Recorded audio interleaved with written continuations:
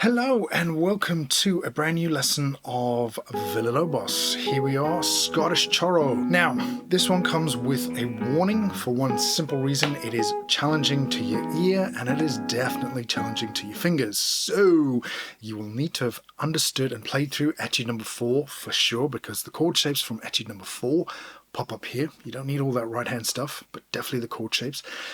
The harmony and Villa-Lobos' challenge to our ears, again, etude number 4 and a little bit of etude number 10. And then obviously the slurs and the arpeggio shapes from etude number 3. So that is your warning. We're just going to dive straight into the A section of the Scottish-choro by Villa-Lobos. All right, Scottish-choro, here we go. 1-4, down, open, full. Full. 2-1-4, 2-3-1-4, 1-2. All right, there's already a lot happening there. I'm going to offer some alternatives to Villa-Lobos' fingering there so that you can make it easier. Obviously, he wanted it staccato, otherwise he wouldn't have fingered it like that. But here we go, 1-4, down, 3, 4, 2-1-4, leaving your first finger down. That's the first fingering, so then you can put the two fingers over each other. 4-2, and then you're into the bottom of the D shape for E major. Villa-Lobos then has 4-0. 4 again, however, I am going to suggest 3, 4, 4, and then your second finger is going to float up to F natural, 2, 1, fourth finger, and you stay in that position. Okay, I'm going to pause it there. That's actually 2 micro studies realistically in one. If you're struggling with it, I suggest you really work on the chord shapes.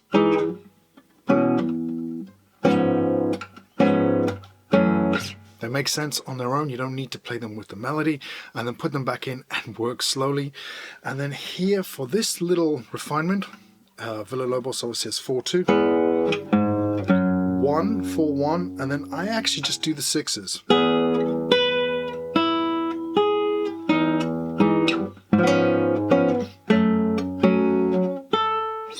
Welcome to the next micro study. So we left it off here at the F minor.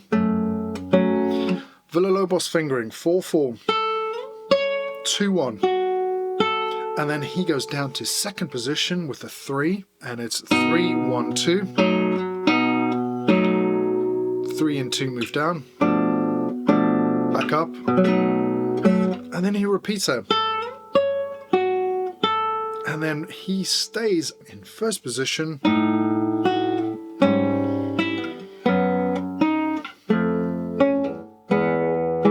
which is great and is definitely 1940s fingering.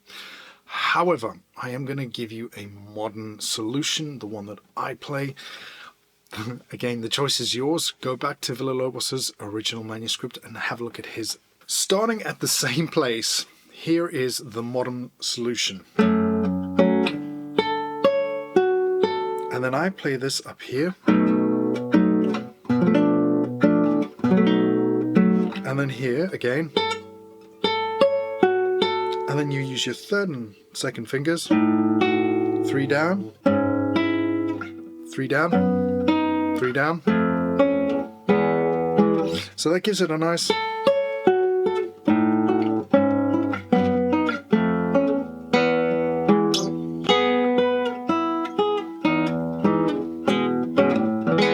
and then we have that little tag again, and then we're into new material in the next micro study. Okay, so we left it off at the E again.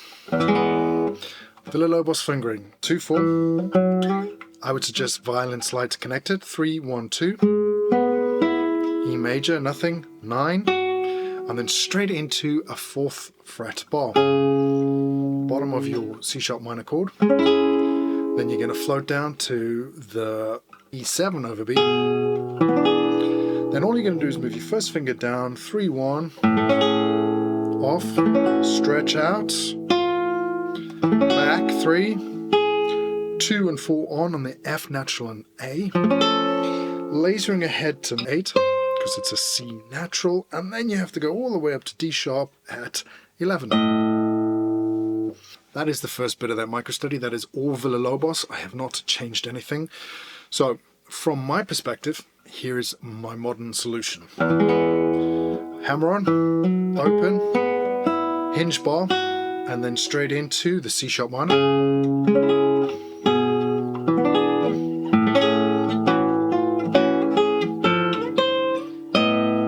Hello and welcome back to the next micro study. So we left it off at D sharp, whole tone scale on the way down into that G sharp, and of course we have a Villa-Lobos staple. Bar 9, 2 on the 10, 7, 5, into, using your second finger, 3, 4. Now, I've been doing it like this. However, in this instance, Villa-Lobos has it here, which is the C shape. And then I'm guessing he stays there for this scale. Villa-Lobos has 4-2, and then it's 4-2 into the F sharp, into 3 over there, 4, open strings, harmonics. Alright, if you're confused about the harmonics, I've already done a little short explaining Villa-Lobos' approach to harmonics, or how he writes them down. From my perspective, a modern take would literally be from the E over B, 4-4, because I need that 2 up here for the A sharp,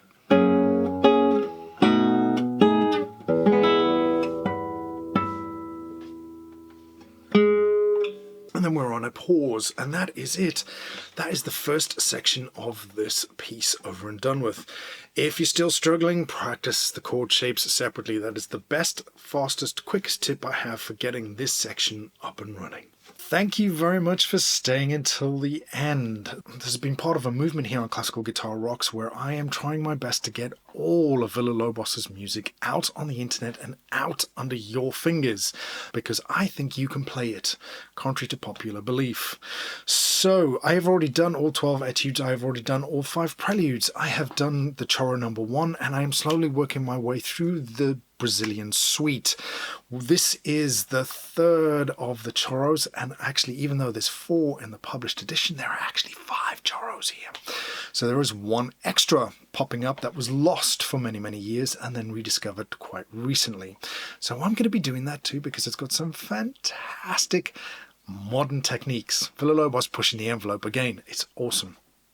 So, with that in mind, the next video in the series is going to pop along now. If you need more help, I have done a load of playlists below here, and you can click into any one of those to help you out learning this fantastic choro. This has been your daily dose of 6-string inspiration from myself, Rain, Melodious Mortar, and Classical Guitar Rocks.